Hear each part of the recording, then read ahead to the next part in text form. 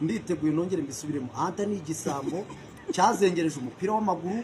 Ubu ngubu ndashima Imana, nshatse natanga nishimwe nkajya no mu nsengero nkashima Imana. Ni bwa mbere nabonye igisambo kijya gusenga cyoka kikagenda ngo kinavuza sentetize ngo kiracura.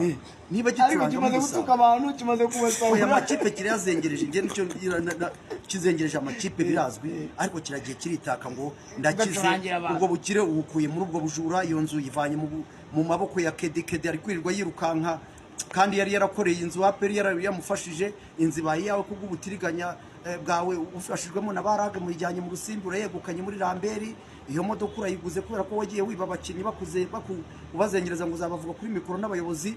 Ngewe nagira ngo nkubwire ibyo ntunze Anta bivuge nabikuye mu maboko yanjye, nakoze kuri Voice of Africa bampemba amezi 7 yikurikiranye, nubaka inzu nza kuri radio Isibo